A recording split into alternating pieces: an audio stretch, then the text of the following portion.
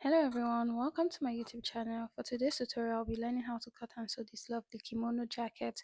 Now if this is something you find useful, kindly stick around to the end and enjoy this video.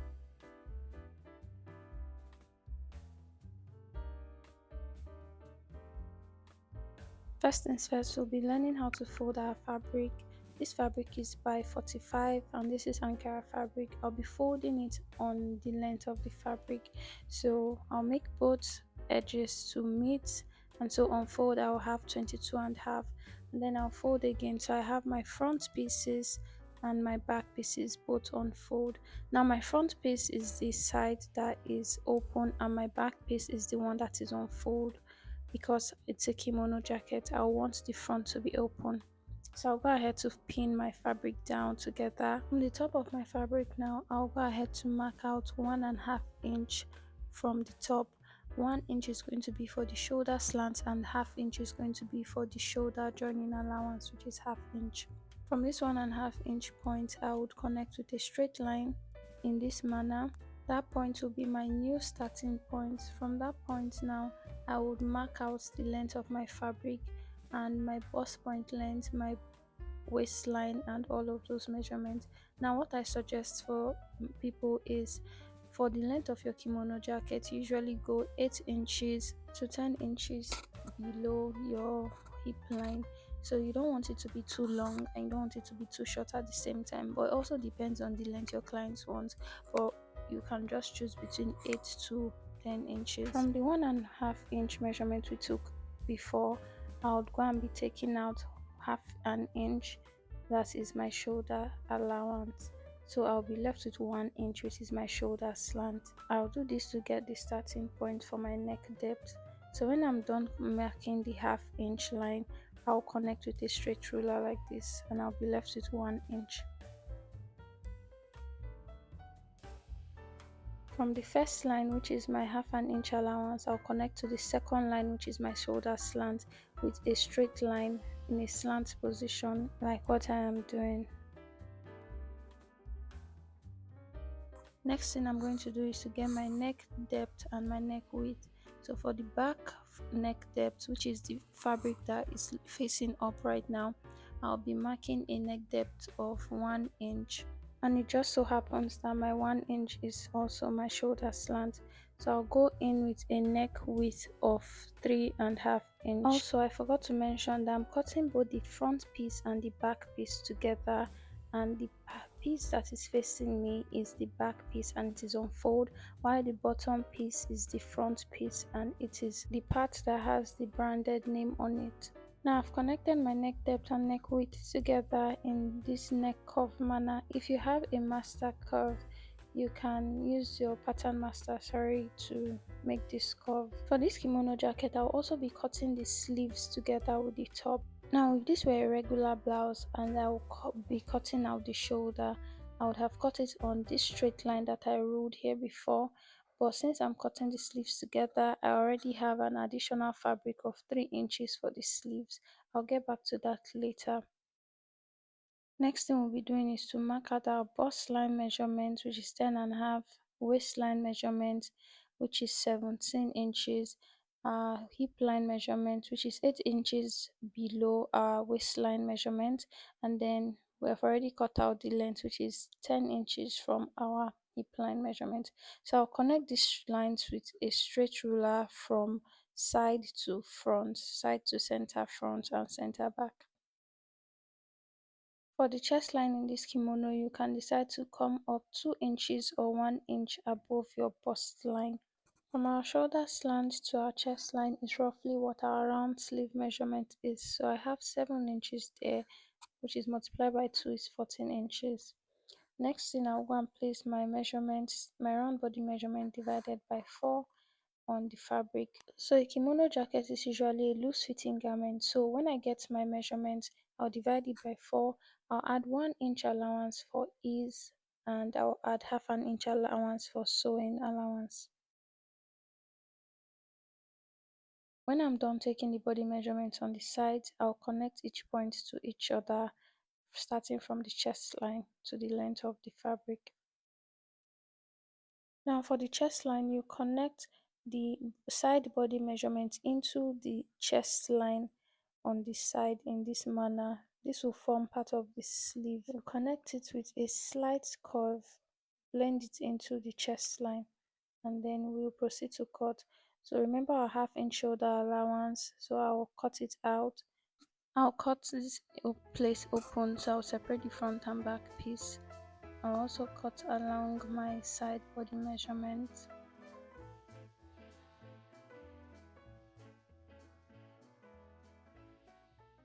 After that, I will proceed to notch the bust line, the waistline, and the hip line so I do not make mistakes during stitching. I'll cut my back neck, round neck before I proceed to mark out my front neck.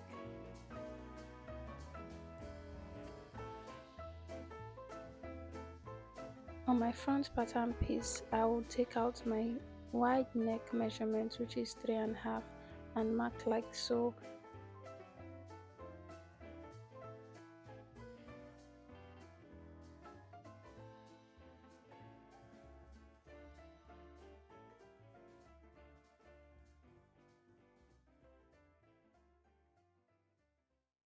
For the front pattern piece, we'll be working with a neck depth of 8 inches. Don't forget that we'll be working with the starting points that we used for when we're cutting our back pattern piece. For our neck curve, you connect the neck width to the neck depth in this manner, and then you blend it into the center front pattern.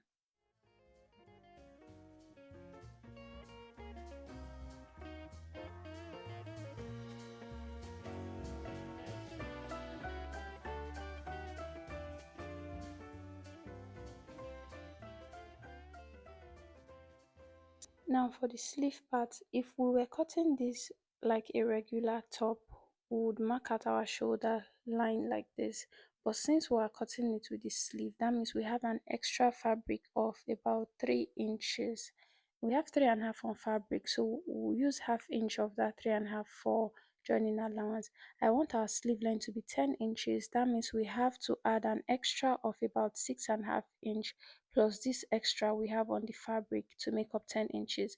So when we add our 6.5 inch, I'll also add an additional 1 inch for folding allowance and joining allowance. When we're done with that, on the bottom of your fabric for both the front piece and the back piece, on the sides you go upwards 1 inch on the side, and you connect with a slight curve to the center front pieces, just like I am doing on my own fabric. Proceed to trim that out.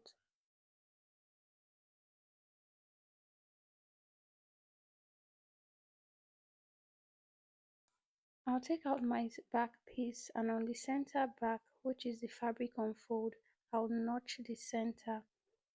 This is necessary when we're putting the cape or the collar for the kimono jacket.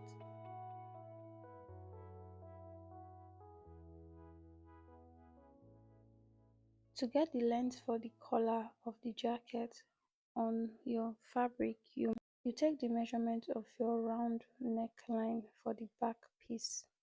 There are two ways to do this. You can do it on fold by simply placing your tape measure from the folded part up until the line where you have your shoulder joining allowance, or you can open the center back piece which is on fold and just measure from allowance point to the other allowance point. So here we have 4, and because it's on fold, we'll multiply by 2, and that means we have 8 for our round back measurement. Next thing I'll go and measure the front neck measurement, and I'll also start the measurement from the shoulder allowance because we'll be joining the shoulder to the back piece.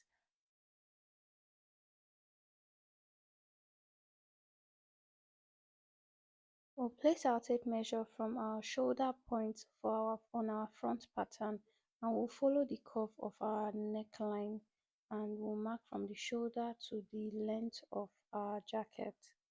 Now for the front piece, the length we have here is 38, so we'll multiply that by 2 for both sides of the front. The calculation we'll be using is simply the 4 inches at the back plus 4 inches plus the 38 inches we have on the front multiplied by 2. That will give us 84 plus additional 2 inches in case for allowance or whatever, that will give us 86. So the length of our collar is 86 inches. I decided to go in with a different fabric choice for my collar so it will stand out, and this is the fabric I'll be using, and that means we'll be working with a length of 86 inches and the width I've decided to work with is 5 inches. So there are two ways you can go about this. You can either cut your 5 inches at once, just go into your fabric and mark out 5 inches from top to bottom by 86. Don't forget our length is 86 inches and our width is 5 inches, so that when we fold it into two we'll get 2.5 inches, half inch for sewing allowance, so we'll be left with a collar of 2 inches. The second method you can do is to either just fold your fabric into that two already, and then since we're working with a width of 2 inches, you add your half inch, so we'll be cutting 2.5 inch on fold. That means when we open it, we'll also get 5 inches. Whichever one is easier for you, you pick that and work with it. So I'll be using this method. I'll be marking my 2.5 inches on fold.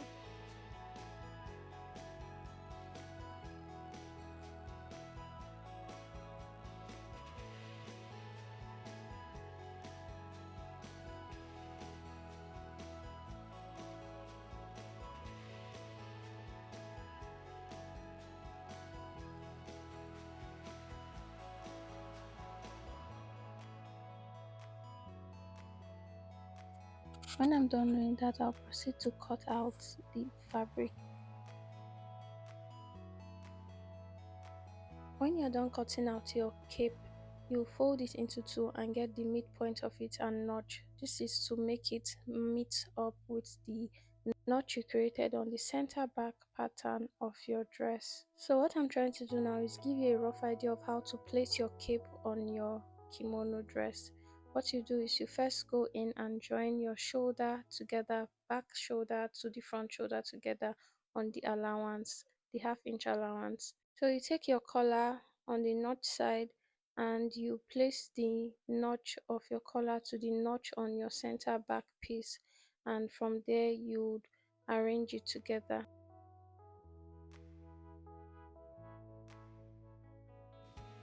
Next is the sleeve. Remember, we already cut part of the sleeve while cutting the main fabric, and now the wideness of the sleeve we have on our dress is around 7 to 7.5 inch. So to complete the sleeve, we'll be working with a sleeve width of 7 inches. We'll be cutting this on fold, so it will give us 14 inches, because by the time we join the shoulder of the front to the back, we would have that 7 inches multiplied by 2 will give us 14 inches. So you can see I folded my fabric. I'm marking the length of the fabric. Remember, we needed around 6 inches to make it 10 inches. So I'll just place it on fold so I can cut both the back and the front piece together. If you do not have enough fabric, you can cut this separately.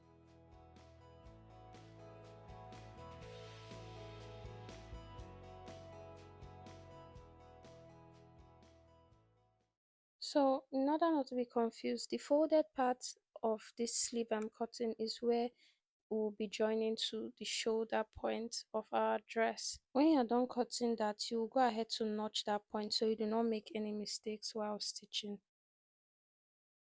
You can also just go further to blend it, the armpit area towards the chest line area with a slight curve. So this is just a rough idea of how your sleeve will look like. By the time we add the half inch from the added sleeve and the half inch from the sleeve we cut with the fabric, we'll have a sleeve length of around 11 inches. You know, we're working with 10 inches and we added 1 inch for folding allowance. So this is the length that you have on your fabric to make sure you are getting it right. Along the line, I decided to use the same fabric for the collar on the sleeves so it will match. You can choose to skip this part if you don't want it, but I'll cut about 3 inches of the black fabric and use it to turn the bottom of the sleeves. I'll be heading to my sewing machine now to show you how to quickly stitch this. Now this is the back piece and I have the right side facing me. I'll go ahead to place the front piece with the wrong side facing me That is, the right side of the front piece is touching the right side of the back piece. I'll pin this together on the shoulder point and go to my sewing machine and stitch it using the half-inch allowance we have on the shoulder slant.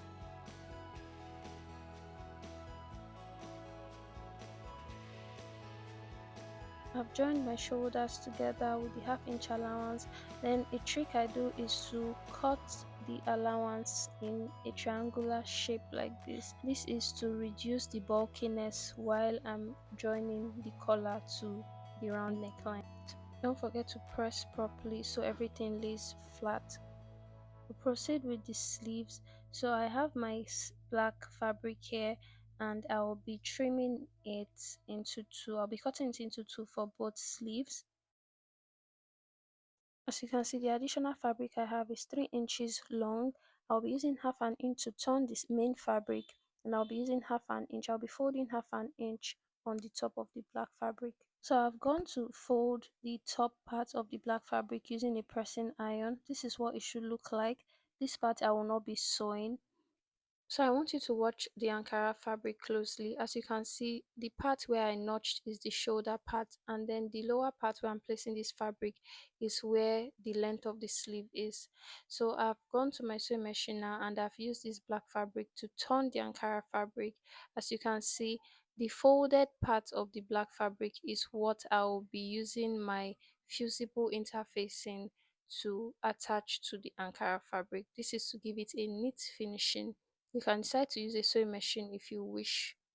Now for this hemming glue, you can decide to layer. I would advise you to actually double the layer of your fusible interfacing.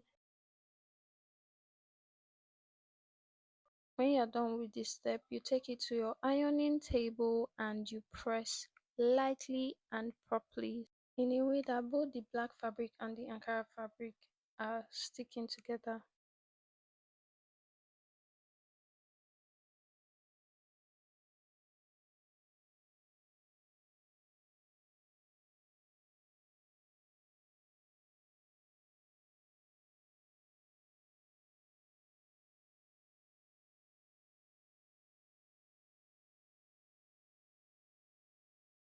The next step is to attach the extra sleeve length to the fabric. So remember our shoulder slant where we join the front and back piece together. Then we'll take the extra sleeve we have, the notch side, we'll place it on the shoulder joining we have. You place the sleeve right side facing the fabric and you join it from the center from one side to the other. Repeat this process for both sleeves and then you take to your pressing table and press properly, and also don't forget to slantly to notch the way I showed you earlier.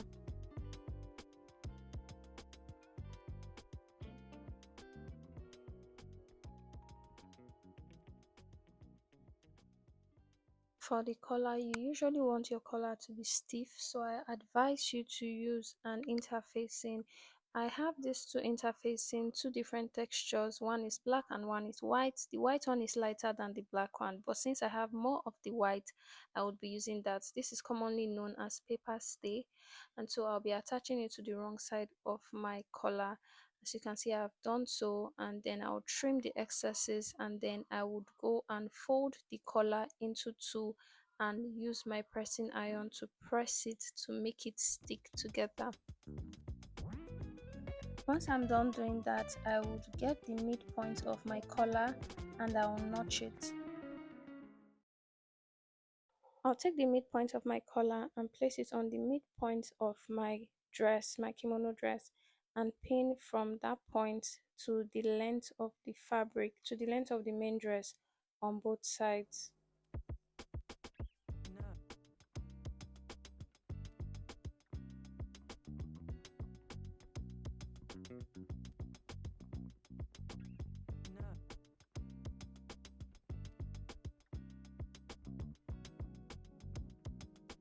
As you can see, the length of our collar matches with the length of our main dress. This is because we did proper calculations before cutting our collar length.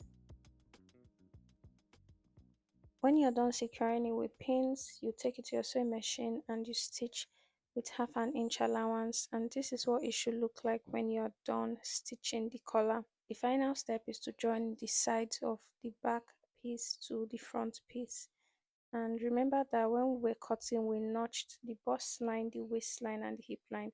So when you're aligning your fabric, make sure that these notches, these points, meet for both the back and front.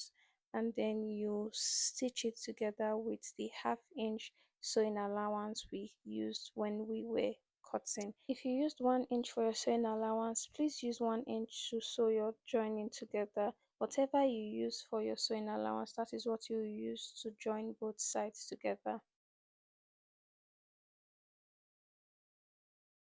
As we're coming to the end of this tutorial, if you've gotten to this point, kindly give this video a thumbs up if you found it useful, and if you're yet to subscribe, I hope this video encourages you to do so. And also, if you find it useful, do well to share and also leave a comment. Thank you. As we finalize, this is what your kimono should look like. For the hem, you can decide to fold it, or you can decide to interlock the bottom and use your hemming glue to fold the bottom.